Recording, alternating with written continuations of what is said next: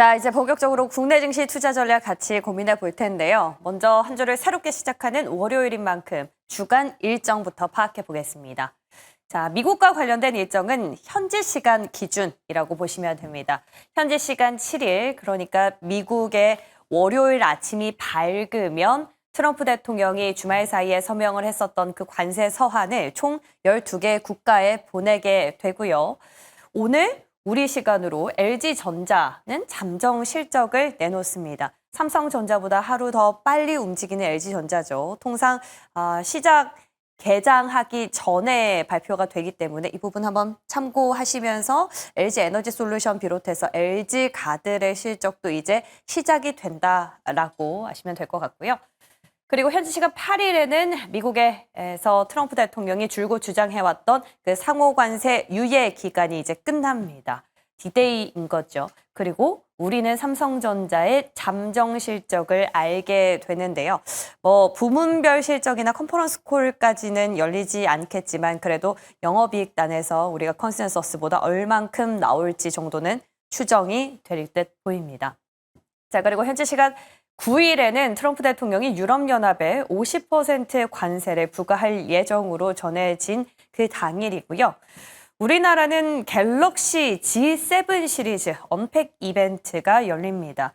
최근에 삼성전자 하면 실적 안에서 반도체뿐만 아니라 G7 시리즈에 들어갈 어떤 부품들, 이에 대한 매출을 좀 지켜보자라는 의견들이 많은데 힌트 얻어볼 수 있을 것 같고요. 목요일에는 우리나라 일정들이 많네요. 금통위부터 옵션 만기 그리고 TSMC 6월달 매출을 파악할 수 있게 됩니다. 끝으로 주 후반 금요일장에서는 7월 1일부터 10일까지 수출입 데이터가 공개되고요. 개별 이슈로는 데브 시스터즈가 또 쿠키런을 미국에 출시합니다. 이와 함께 엔터 컴백 이슈도 있으니까 후반으로 갈수록 컨텐츠, 또 게임, 그리고 엔터 이쪽으로 한번 살펴보시는 것도 좋을 것 같다라는 생각이 드네요. 이렇게 해서 쭉 흐름들 체크해 봤고요. 이제 오늘 시장 안에서 봐야 하는 첫 번째 기사는 무엇인지 뉴스로 만나보겠습니다. 자, 트럼프 행정부가 유예한 상호 관세 기간 이제 이틀 앞으로 다가왔습니다.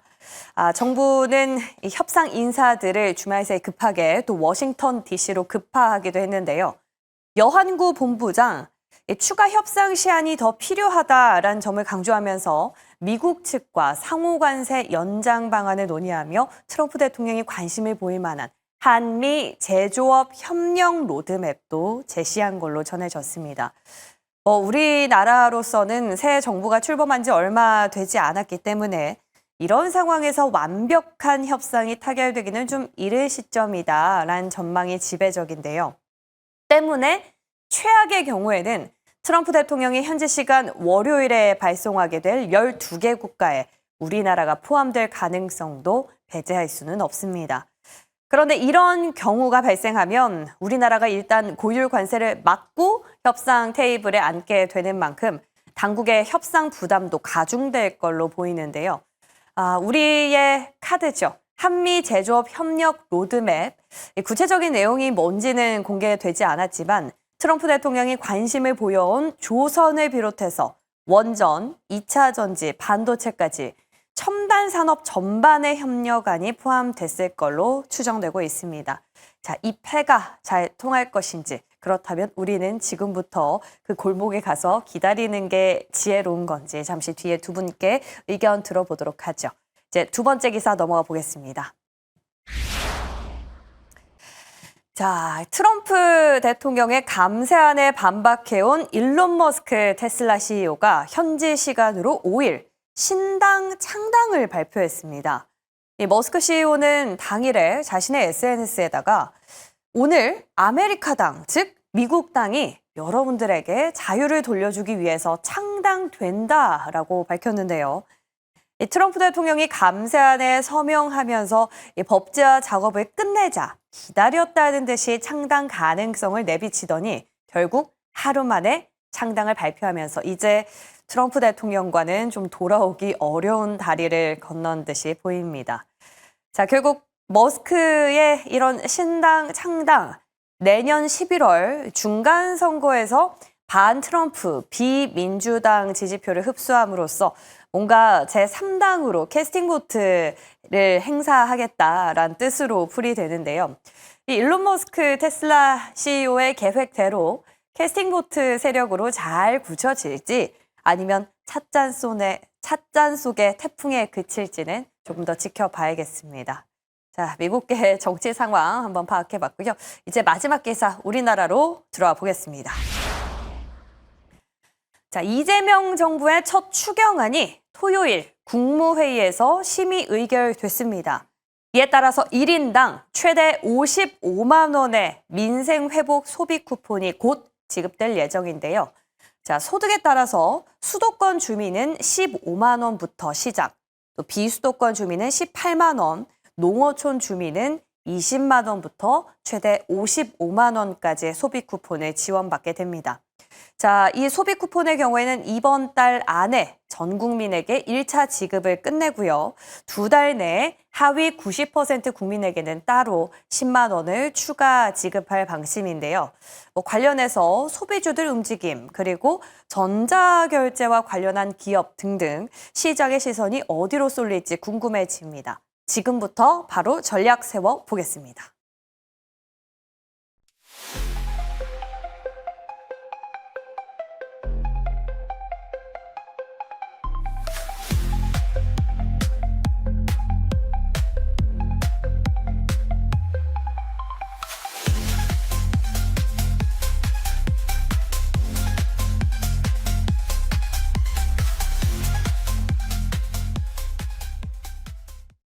벌써 7월의 첫 주가 지나고 또 다른 새 한 주가 밝았습니다. 월요일 아침이죠. 오늘은 퍼스트프라임 리서치 이동근 대표, MBN골드 조선일 매니저와 함께 전략 세워보겠습니다. 어서 오세요. 안녕하십니까. 반갑습니다. 주말 잘 보내셨죠? 네. 자, 오늘 한 주를 새롭게 시작하는 월요일인데 두 분 어떻게 시장 접근 포인트 잡고 계시는지 확인해 보겠습니다. 삼성전자, 2분기 실적 집중. 두 분 결이 비슷한 것 같아요. 네, 이제 이번 주부터 이제 2분기 대한 실적 가이던스 발표가 되는데, 오늘은 LG전자, 내일은 삼성전자가 실적 가이던스 발표가 됩니다. 전체적으로 봤을 때는 지금 그동안에 조방원부터 시작해서 지금도 그렇고, 지금 조방원이었죠. 계속해서 강세를 보이면서 끌어왔는데, 2분기부터는 또 이제 실적이 좋은 업종군, 그리고 실적이 좋은 종목들이 강하게 상승이 올 것 같습니다. 특히 이제 LG전자나 삼성전자 같은 대기업들이 발표를 하면은 실적이 좋을 경우에 거기에 납품하고 있는 기업들, 그러니까 하단으로 점점 내려가면서 이게 워터폴 효과라고 그러죠. 호포수 효과라고 그러는데, 실질적으로 실적이 좋아지면 밑에 납품하는 기업들도 실적이 좋아지겠죠. 그래서 어떻게 나오냐에 따라서 관련 기업들, 그리고 납품하는 기업들의 주가가 움직일 것 같습니다. 그래서 오늘, 내일 나오는 실적 가이던스 잘 확인해 보시기 바랍니다. LG는 지주사 가운데서 조금 덜 오른 기업 가운데 하나인 것 같고, 또 LG 에너지 솔루션도 궁금해지는데 이제 순차적으로 확인할 수 있을 것 같네요. 삼성전자, 사실 이제 삼성전자가 최근 들어서는 어떻게 보면 시장에서 가장 핫한 종목 중에 하나가 돼버렸어요. 오랫동안 사실 관심권 밖에 있다가 어떻게 보면은 지금 이제 기존 주도주들이 좀 강한 속도 조절이 나타나고 있죠. 일부 종목들은 고점에서 30% 정도까지 조정을 받은 종목들도 발생을 하기 시작을 했고요. 그런 상황에서 삼성전자가 어떻게 보면은 그런 빈자리를 좀 채우고 들어오는 이러한 상승 흐름을 시연을 하고 있다, 이렇게 말씀드릴 수가 있겠고요. 63,000원 위에서의 어떤 움직임을 보여주고 있다는 부분들. 2분기 실적 부진합니다. 근데 이제 그 부분에 대해서는 이미 시장에서 다 알고 있는 재료예요. 오히려 그 부분보다는 하반기의 업황호전에 대한 기대감이라든가 또는 이제 실적 반등이라든가 이런 부분들이 주가에 좀 반영되고 있다, 이렇게 말씀드릴 수가 있을 것 같고요. 사실 지난달 말 기준으로 봤을 때 삼성전자가 코스피 시장에서 차지하는 시총 비중이 얼마냐면 14.53%입니다. 이게 얼마나 낮은 거냐면은 2016년, 거의 10년 전이에요. 2016년 3월 이후에 가장 낮아요. 삼성전자는 항상 코스피 시장 내에서 20% 이상의 시총 비중을 가지고 있었는데 그만큼 지금 삼성전자가 많이 쪼그라들었어요. 그러다 보니까 어떻게 보면 역으로 말씀드리면은 이제 지수가 지금 이제 3,200 이상으로 올라와 있는 상황에서 앞으로 삼성전자가 올라올 수 있는 그런 룸이 좀 더 넓어진 것이 아닌가. 이런 시총 비중과 대비해 봤을 때를 보더라도 그런 말씀을 드릴 수가 있을 것 같고요. 결국 이 삼성전자가 이게 시장의 영향력을 회복한다라는 부분은 시장 전반적으로 봤을 때도 상대적인 어떤 소외 업종이라든가 또는 이제 종목이라든가 이런 쪽으로의 어떤 매기 이전 현상과도 궤를 같이 할 수가 있기 때문에 이런 쪽에서도 우리가 좀 염두에 둘 필요가 있을 것 같고요. 또한 반도체 밸류체인 전반에, 그러니까 삼성전자뿐만이 아니라 삼성전자의 밸류체인에 있는 종목들한테도 긍정적인 영향이 가능하다. 이런 쪽으로의 접근도 가능할 것으로 보여집니다. 네, 좋습니다. 실적 발표에 따른 반도체 세부적인 투자 전략 잠시 뒤에 세워보겠습니다. 자, 그럼 이제 새벽에 나온 따끈따끈한 이슈는 뭐가 있는지 하나씩 기사를 만나보면서 점검 들어가 볼게요. 트럼프 대통령의 상호 관세 시한이 이제 이틀 정도 남았습니다. 현지 시간으로 따지면 3일 정도 되겠네요. 우리 정부 측에서는 일단 통상 인사들을 급파하고 여러모로 해결책을 도모하고 있는데요.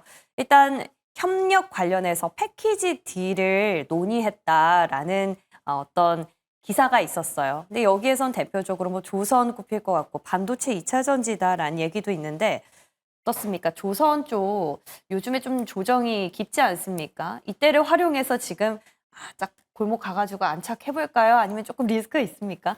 저는 조선 업종 같은 경우는 좀 조정이 좀 강하게 나오고 있는데 네. 일단은 좀 상황을 볼 필요가 있을 것 같아요. 사실 지금 이런 뭐 관세 협상도 관세 협상이지만은 사실 지금 조선 업종의 하락세의 어떤 원인으로 작용하는 부분들은 수주가 지금 크게 줄어들었다라는 거죠. 뭐 지금 사실 한중일이 다 같이 지금 수주가 감소가 됐는데 물론 우리나라의 어떤 감소 폭이 중국이나 일본에 비하면 상당히 좀 양호한 편입니다. 그리고 우리나라는 상대적으로 고부가 선종에 대한 수주가 많기 때문에 상대적인 영향은 좀 적어요. 하지만은 일단 글로벌 선박 수주가 크게 줄었다라는 부분이 어떻게 보면 조선업종의 좀 조정으로 연결이 된 것이 아닌가 이렇게 말씀드릴 수가 있기 때문에 일단은 그 부분이 더 중요할 것으로 보여지고요.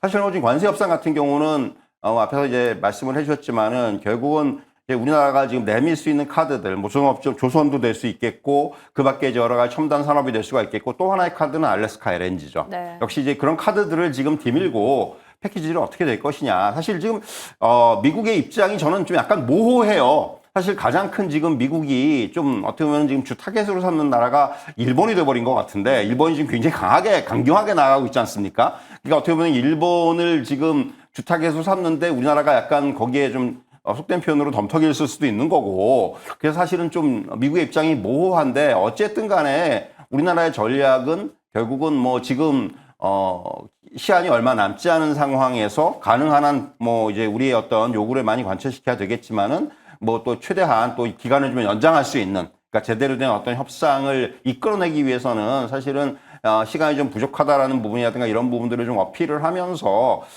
가장 전 최선의 방안은 물론 이제 협상이 타결이 되면 좋겠지만은 차선책으로는 일단 기간을 좀 연장시키는 이런 쪽으로의 어떤 그런 또 방향성도 좀 필요한 상황이 아닌가 좀 이런 말씀을 좀 드릴 수가 있을 것 같습니다.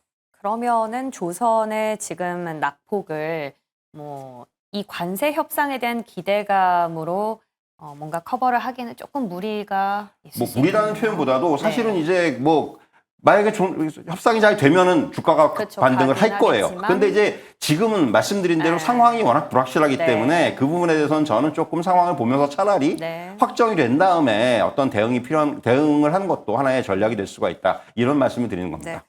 최근에 실적 발표를 앞두고 조선주에 대한 노이즈들이 간간히 들려오고 있습니다. 저희가 지난주에도 한번 같이 얘기를 나눠봤던 바가 있는데 어찌됐건 이 부분은 지금 변동성이 상당히 크고 낙폭이 연속적으로 나오고 있는 상황이라서 좀 지켜보셔야 될 것 같다라는 입장으로 정리하겠습니다. 자, 이제 다음 기사 넘어가 볼게요. 자, 이제 국내로 들어가죠. 이재명 정부의 첫 추경안이 토요일에 국무회의에서 의결됐습니다. 이제 1인당 최대 55만 원까지 소비 쿠폰을 받는 분도 계실 텐데요. 사용 가능 업종이나 제한 업종이 조금 나눠져 있습니다. 대형마트라든지 백화점 이런 곳에선 조금 제한이 되지만요. 그래도 프랜차이즈 가맹점 이런 데는 또 가능하다라는 거거든요. 그렇다면 우리가 이 지금 재료가 주말 사이 나 있기 때문에 오늘 시장에서 충분히 반영될 가능성이 높다고 보고 어디 쪽으로 좀 매기가 쏠린다고 예측을 해보면 될까요? 네, 저는 이제 좀 깜짝 놀랐던 게 네. 주말에도 이렇게 열심히 이렇게 일을 하시는 모습 보고 깜짝 놀랐습니다. 원래 이제 보통 보면 지금 이제 국무총리를 어제 그제죠 토요일 날 이제 국무회의를 시작을 하면서 국무총리 소개하면서 진행을 했었는데 보통은 이 국무총리가 이제 되면 좀 어느 정도 여유를 두고 난 다음에 천천히 진행을 했는데 굉장히 빠르게 그동안 뭐 추경부터 시작해가지고 하겠다는 얘기를 했는데 저는 시간이 좀 걸릴 줄 알았거든요. 근데 굉장히 빠른 기간 내에 이게 발표를 하고 통과를 됐는데 전반적으로 31조 8천억. 그 전체적으로 보면은 원래 한 20조 내지 플러스 알파라고 생각을 했는데 30조가 넘어가면서 굉장히 많은 금액이 이제 추경이 됐고 특히 이제 자막에 지금 나오는 것처럼 최소 15만 원, 많게는 최대 55만 원까지 뭐 두 번에 걸쳐 가지고 나눈다고 그러죠. 그래서 오늘 21일부터 지급하고 나머지 또 10만 원은 뭐 다음 달에 또 한다고 그러는데, 그러니까 토탈 35 플러스 20 또는 뭐 따로따로 나눠서 지급한다고 그러는데 전체적으로 봤을 때 이쪽 부분이 조금 이미 움직이긴 했었어요. 움직이긴 했었는데 특히 이제 여러분 잘 아시는 가상화 뭡니까? 전자결제 서비스 시스템 이제 관련 종목들 코나에부터 시작을 해서 지역 디지털 화폐 관련주들이 강하게 움직였었는데 그 종목들이 단기적으로 급등한 이후에 많은 부분 조정을 좀 했습니다만 다시 한번 또 움직일 가능성도 있고 특히 지역화폐뿐만이 아니라 지금 민생지원금이 집행이 가속화가 되면서 여기에 대한 수혜를 받을 수 있는 게 어느 정도 지금 전체적으로 봤을 때 돈이 잘 굴러가고 있지 않은데 어느 정도 휴가철 전에 집행을 하면서 휴가를 하면서 많은 국민들이 이 돈을 쓸 수 있도록 만들었다는 것 자체가 좋아 보이고요. 전반적으로 봤을 때 이런 이유로 약간의 이제 시장에 돈이 돌기 시작을 하면은 그동안 돈이 막혔던 부분들 그리고 지금 보면은 지난달 같은 경우에도 개인 사업자나 중소사업자들이 폐업하고 있는 숫자가 100만 명이 넘었다고 그러는데 빨리 이게 경제 활성화가 돼서 많은 개인 사업자 또는 영세 사업자들이 실질적으로 어느 정도 이제 돈을 벌면서 그리고 자기가 투자한 금액보다 더 많은 돈을 벌 수 있도록 정부가 지원하면서 많은 온기가 좀 전해졌으면 좋겠습니다. 네, 지역화폐와 관련한 쪽을 좀 지켜보고 계시는 것 같고요. 우리 대표님 생각은 어떠십니까? 최근 흐름 보면은 소비주 안에서 원래 실적에 대한 기대감도 물론 있었지만 여기에 유통, 편의점 쪽은 수혜가 가능할 것이다라는 입장도 많았거든요. 네. 사실 이제 지금 말씀하신 대로 이제 프랜차이즈라든가 편의점 같은 경우 가맹점은 이제 사용이 가능하기 때문에 이런 쪽은 아마 단기적인 어떤 주가의 흐름은 나올 수가 있을 것 같아요. 근데 이제 최근에 제가 흥미로운 부분은 사실은 백화점 같은 경우는 이번에 해당 사항이 없거든요. 그렇죠. 근데 백화점 주가가 좋아요. 그러니까 이게 어떻게 보면은 일종의 풍선 효과가 아닌가라는 생각이 들어요. 그러니까 어차피 소비가 좀 살아나면은 전반적으로 소비가 살아날 것이다라는 그런 어떤 기대감들. 그러니까 결국은 내수 소비 관련주들에 대한 어떤 이런 부분들 여기다가 이제 좀 더 덧붙이자면은 요새 시내 중심가를 돌아다니시는 분들 느끼시겠지만은 정말 외국인 관광객들 많이 와 있습니다. 그러니까 제가 느끼기에는 역대 어느 때보다도 많은 것 같아요. 역시 그런 부분들까지 좀 포함을 해서 어떻게 보면 최근에 이런 전반적인 내수에 대한 기대감들이 상당히 확장이 되는 것이 아닌가라는 생각이 들고요.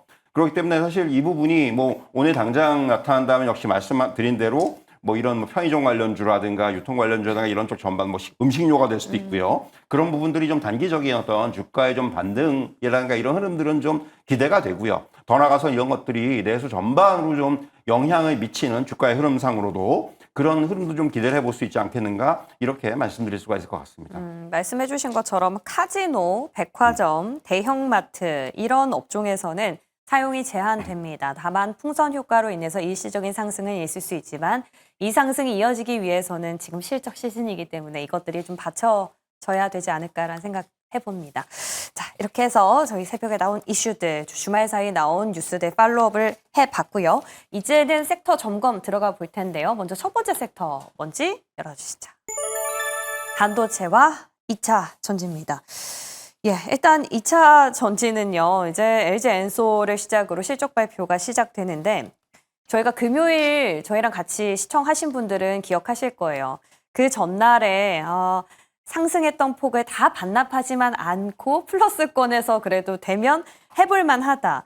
근데 이게 감세법이 시행되면 국내 셀, 소재 기업들 타격이 불가피하다는 전망이 있더라고요. 그러면 남은 거는 ESS뿐밖에 없는데 좀 애매하지 않나라는 생각도 그렇죠. 들어요. 제가 이제 계속해서 말씀드립니다만 2차 전지는 이번 장의 대장이 아닙니다. 차트를 좀 보여주시죠.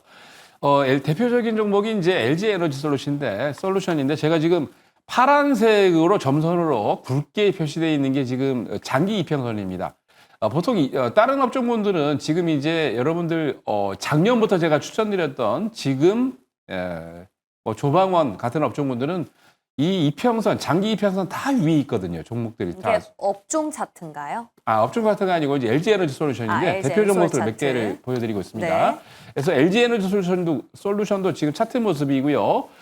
두 번째 지금 보고 있는 건 에코프로입니다. 에코프로도 지금 보시면은 대표적인 양극재 1등 종목인데 지금 보시는 것처럼 어떻게 돼 있어요? 이제 위에 있는 장기 이평선 밑에 있죠. 그리고 엔캠 또 차트도 보여드리도록 하겠습니다.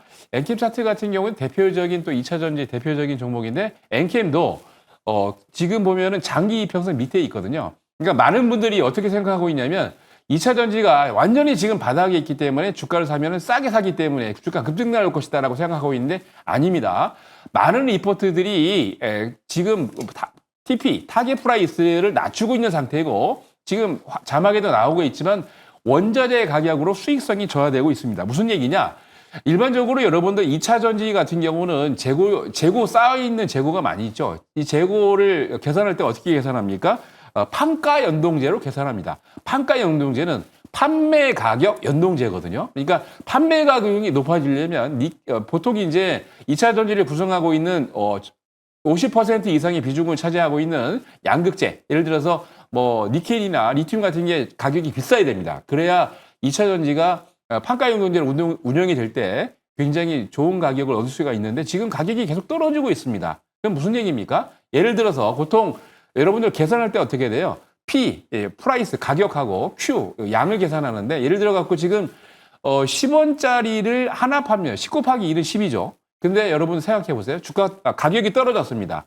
1원짜리를 10개 곱하기 10을 하면 10이 되는데 지금 물량은 재고는 지금 전기차가 판매가 안 되기 때문에 재고는 2차 전지는 굉장히 많이 쌓여 있는데 가격은 떨어지고 있습니다. 어떻게 됩니까?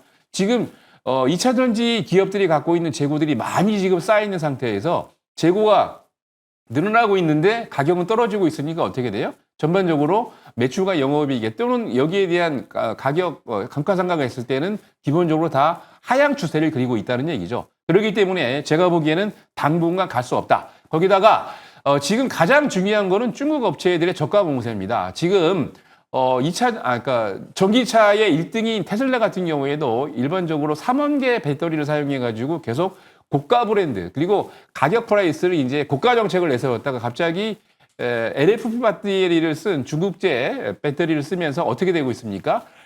평준화시키고 있는 거죠. 그러니까 전기차 가격을 많은 국민들이 쓸 수 있도록 살 수 있도록 가격을 낮추고 있는 정책입니다. 우리나라를 대표하는 전 세계를 대표하는 LG 에너지 솔루션 같은 경우에도 3원계 배터리를 정책적으로 내밀면서 계속 하고 있다가 얼마 전에 미국에 LFP 배터리를 대규모 공장을 짓겠다라고 그랬죠. 왜 그렇습니까?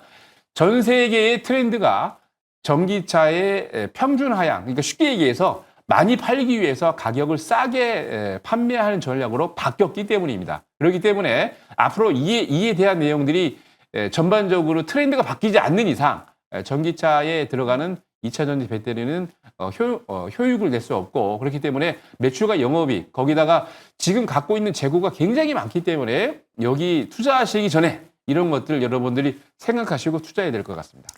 자, 2차 전지 실적 뭐 다들 안 좋을 건 알고 계심에도 불구하고 지금이 저점이다. 아니면 더 낮은 지하실이 있다. 여기서 의견이 좀 갈리는 것 같아요. 어떻게 이번 분기를 기점으로 턴어라운드가 될지 그 부분이 핀포인트가 되지 않을까라는 생각을 해봅니다. 어쨌건 우리 조서희 매니저께서는 2차 전지 다소 보수적인 입장 아직까지 유지가 되고 있고요. 자, 반도체는 분위기 좀 다른데 보입니다. 마찬가지로 2분기 실적 좀 어렵지만 지난 거래일에 관세 불확실성으로 전체적으로 좀 쉬어가는 상황에서도 삼성전자가 상당히 견조했거든요. 앞서서 실적은 안 좋을 거라고 예상을 하셨는데도 불구하고 그 아래 밸류체인까지 좀 긍정적으로 봐도 괜찮은 이유는 어떻게 해석을 해보면 될까요? 사실 뭐 이제 삼성전자에 대한 실적 부진은 예상이 됐다고 말씀드렸고요. 근데 네. SK하이닉스는 좀 얘기가 달라요. SK하이닉스는 이번에 뭐 이제 9조 원까지 얘기가 나오고 있는 상황이고, 사실은 뭐 HBM이라든가 이런 쪽에서의 어떤 그런 그 점유율이라든가 또 확장성 이런 부분들이 지금 확인이 되고 있는 상황이고, 이번에 이제 마이크론의 실적에서도 그런 부분들은 어느 정도 확인이 됐어요. 그렇기 때문에 사실 반도체 업종 전반에 대한 기대감들, 그리고 이제 하반기엔 좀 더 좋아질 것이라, 어떻게 보면 이제 메모리 업사이클 진입, 그리고 이제 또 실적 개선의 방향성 이런 부분들이 뚜렷해질 것으로 예상이 되고 있기 때문에 이런 부분에서의 어떤 기대감들이 살아있다 이렇게 말씀드릴 수가 있을 것 같고요. 단기적으로 봤을 때는 역시 대표적인 요번에 이제 상원에서 미국에서 통과한 그 OBBBA라고 그러죠. 이제 그 감세법의 수혜주로 부각이 되고 있고, 결국은 미국에서 반도체 생산시설을 건설한 기업들에 대해서 세액공제가 기존에 25%에서 35%로 늘어난다. 이 부분이 상당히 좀 의미가 있다고 생각을 해요. 우리나라 업체들이 어차피 미국에서의 어떤 이런 생산 기지를 늘려가는 그런 상황이기 때문에 그런 쪽에서의 기대감들 이렇게 말씀드릴 수가 있겠고요.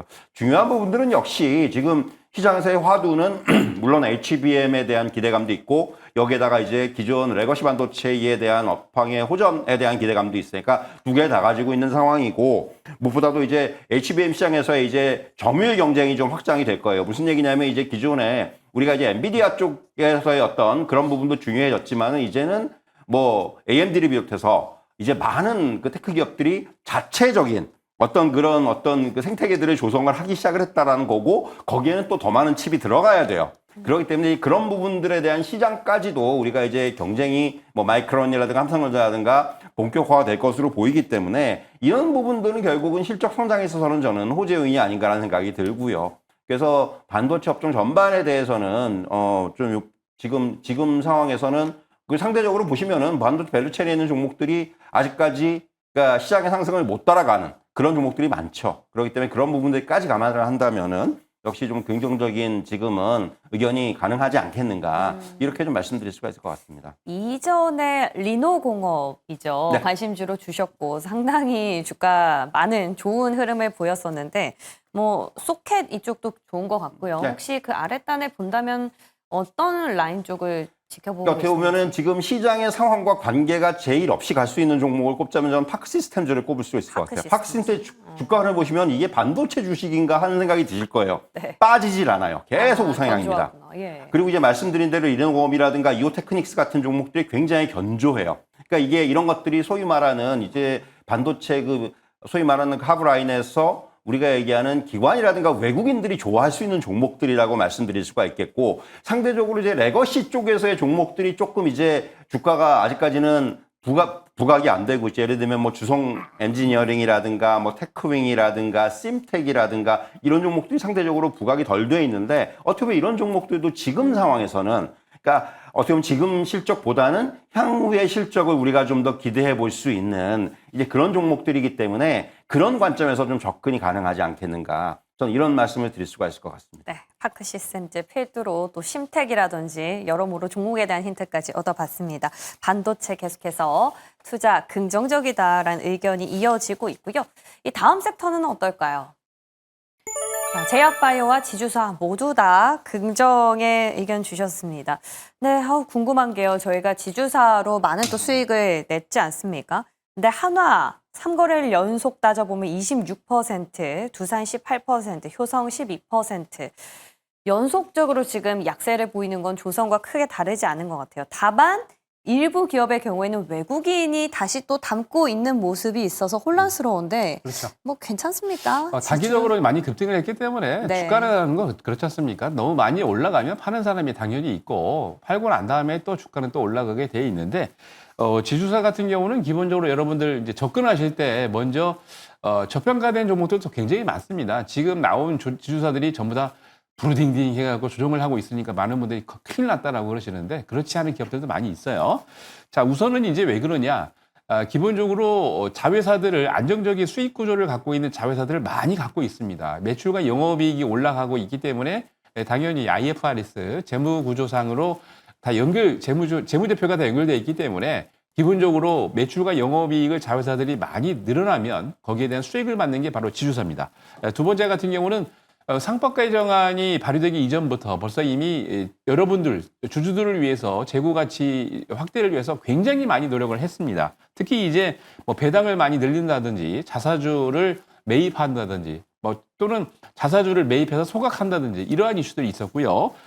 특히 이제 지배주주 관련해 갖고 이제 상법 개정안이 이제 얼마 전에 통과가 되면서 더 센 상법 개정안이 추가되겠다고 얼마 전에 발표를 했었죠. 그렇죠. 여당에서. 그래서 관련된 이슈들이 나오고 있고 거기다가 주주하고 지금 이제 대주주와 관련돼서 전반적으로 여기에 대한 일을 굉장히 포커스팅을 맞춰가지고 일을 하고 있기 때문에 그렇게 된다면 현재도 지금 가만히 보면 조사를 해보면 PBR이 0.8 미만의 기업들이 굉장히 많습니다. 특히 이제 자사주의 순자산 가치라고 NAV라고 그러는데 이게 할인되면 쉽게 얘기해서 저평가되어 있다는 얘기죠. 저평가되어 있는 기업들이 굉장히 많기 때문에 그런 기업들이 여러분 잘 분석해서 가신다면 굉장히 좋을 것 같다라고 보이실 것 같고 요즘 이제 하나그룹이나 지금 단기적으로 이제 두산그룹들 많이 올랐다가 조정을 하고 있기 때문에 지주사도 약간 조정을 하고 있는데 여러분 잘 모르시는 뭐 태광산업 같은 것들 굉장히 비싼 그런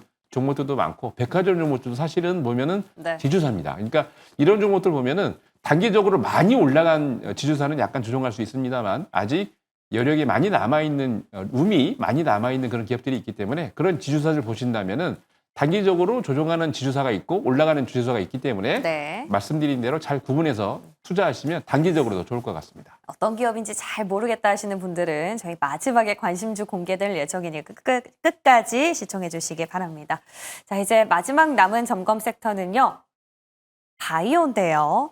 실적 시즌이라서 아무래도 바이오텍보다는 매출이 찍히는 뭐 시밀러나 CDMO를 봐야 되지 않을까 생각을 해봤는데 그 대장인 셀트리온이 애널리스트 코멘트를 보니까 좀 애매했어요. 2분기 컨센서스는 하회할 것이다. 다만 합병 효과는 있다. 좀 애매한 상황인데 바이오를 여전히 긍정적으로 보시네요. 셀트리온이 이제 네. 주가는 오히려 또 올랐어요. 네네. 그러니까 이게 어떻게 보면 지금 지금 바이오의 전반적인 상황이 저는 잘 모르겠어요. 그러니까 1분기 자체에 어느 정도의 어떤 악재 요인들이 좀 선반영이 다 어느 정도 된 것이 아닌가 생각이 들어요. 상반기 내에 보면은 뭐 제일 중요한 것이 역시 이제 관세에 대한 영향, 또 이제 약가 인하에 대한 부담감, 여기에다 이제 개별적인 종목들의 또 리스크들이 있었어요. 뭐 여러 가지 소송과 관련된 리스크들, 뭐 특허와 관련된 리스크들 이런 것들이 부각이 되면 사실 주가들이 별로 좋지가 못했죠. 그러니까 상반기에 KRX 헬스케어 지수가 4.1%가 올랐는데 이거는 그 업종별로 따졌을 때 자동차와 더불어서 가장 못 오른 업종이에요.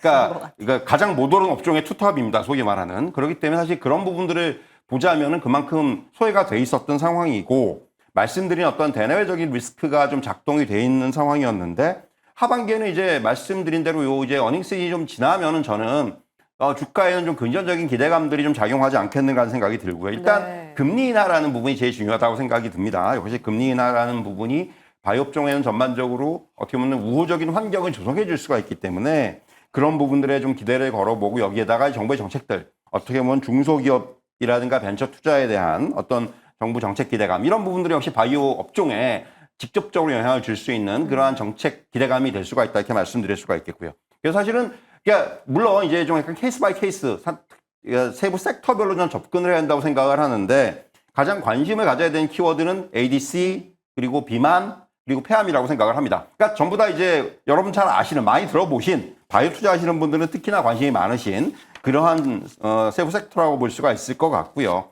결국은 뭐 이제 대표적인 종목들이 많지 않습니까? 그런 종목들 위주로의 어떤 접근이 필요하지 않게 여기다 플러스 알파를 하자면은 역시 정부의 어떤 AI 정책과 맞물리는 그런 의료 AI 관련주에도 좀 관심을 가질 필요가 있다. 이렇게 말씀드릴 수가 있을 것 같고요. 결국은 뭐 그런 거죠. 글로벌 임상이라든가 상업화에 대한 기대감들 이런 것들이 결국은 시장의 주목도를 끌어올리는 이러한 재료로 작용할 가능성이 커 보이고요. 그래서 사실은 상반기보다 저는 바이오는 역시 하반기 쪽에 그러니까 상저하고라는 얘기를 많이 쓰잖아요. 하반기 쪽에 여러 가지 뭐 시작 기대감이라든가 예. 이런 부분들도 좀 더 부각이 될 것이고 그렇기 때문에 사실은 하반기에 조금 더 우리가 긍정적인 시각을 가지고 접근하는 것이 맞지 않나 이런 말씀을 드릴 수가 있을 것 같습니다. 네, 바이오는 키워드별로 보자. 의료 정책과 관련해서 AI 쪽 모멘텀 엮어서 좋은 힌트 얻어봤습니다. 자, 그럼 이제 끝으로 저희가 오늘 장 한방 한 수 어디에 둘지 그 종목 열어보면서 마무리할 텐데요. SK 오션플랜트와 현대백화점을 주셨습니다. 앞서서 유통 관련해서는 지주격으로 주신 거예요. 그렇죠. 현대백화점 같은 경우는 지금 현재 백화점이 4개, 아울렛이 9개, 그리고 이제 면세점 같은 경우는 3개를 보유를 하고 있습니다. 특히 여러분들 가만히 생각해 보시면 앞으로 하반기 때 한한령 해제가 되면서 지금 얼마 전부터 중국인들이 단체 관광을 많이 하고 있는데 특히 정부 같은 경우는 MZ세대 20, 30대 정도 포커스를 맞춰가지고 대규모 관광을 할 수 있도록 관광 버스부터 시작을 해가지고 준비를 많이 하고 있다고 그러죠. 거기다가 기본적으로 문화컬처라든지 경험을 할 수 있는 것들을 많이 연계했는데 MZ세대들이 굉장히 좋아하는 몰이 또 현대백화점입니다. 굉장히 중국인들 같은 경우는 브랜드도 고가인 것처럼 당연히 고가죠. 고가이면서 굉장히 멋진 그런 브랜드를 많이 선호를 하고 있는데 현대백화점에 그것 때문에 반사이익을 많이 받을 것으로 예상을 하고 있고 이미 이제 매출은 많이 늘고 있습니다. 거기다가 현대백화점 같은 경우는 자회사들이나 몰들을 통해서 보통 이제 M&A를 한다든지 또는 거점에 그러니까 기본적으로 여러분들 보면 각 지역에 있는 주요 거점들 예를 들어서 뭐 지카시라든지 그죠? 대표하는 그런 도시에 선점을 해가지고 거기서부터 지금 많이 늘리고 있는데 특히 요즘에는 뭐 김포 아울렛 같은 경우 그리고 신도리, 판교, 송도부터 시작해서 굉장히 많은 것들에 투자를 하고 있고요. 그리고 매출도 보니까 금년 예상 가이던스가 한 4천억 정도 전년 대비 많이 증가를 하고 있습니다. 그래서 MZ를 겨냥한 이 고객 타겟팅을 잘하고 있기 때문에 앞으로 관심 있게 지켜보시면 좋을 것 같습니다. 백화점 가운데서 현대백화점이었고요. 이번에 맞서는 SK 오션플랜트요. 사실 이제 풍력 쪽에 어떤 하부 지지물을 이제 전문적으로 이제 제조를 하는 회사가 SK 오션플랜트인데 특히 이제 아시아 쪽에서는 대만 시장에 대한 점유율이 굉장히 높아요. 44%까지 지금 올라온 상태고 이것이 이제 우리나라의 어떤 최근에 어떤 신재생 정책과 맞물리면서 입지가 점점 확장이 될 것이다. 최근에 이제 국내 안마해상 풍력단지 하부 구조물 3,800억짜리 계약을 했거든요. 여기에다가 이제 뭐 추가적으로 또 이제 해상 풍력단지의 공급이 또 이루어질 것으로 예상이 되기 때문에 이런 부분들을 감안한다면은 올해 뭐 수주 잔고 지금 1조 원 얘기까지 나오고 있습니다. 그런 부분들을 감안해서 SK 오션플랜트 그리고 향후에는 또 이제 부유식 해상 풍력 시장으로도 진출할 계획이 있기 때문에 이런 쪽에서 이제 어떤 정부의 정책과 맞물리면서 좀 저는 관심 있게 보자 이렇게 말씀드릴 수가 있겠습니다. 네, SK 오션플랜트 궁금해집니다. 저희 잘 지켜보도록 할게요. 오늘 도움 말씀 주셔서 감사드리고요. 이동근 대표 여기서 인사드립니다. 고맙습니다.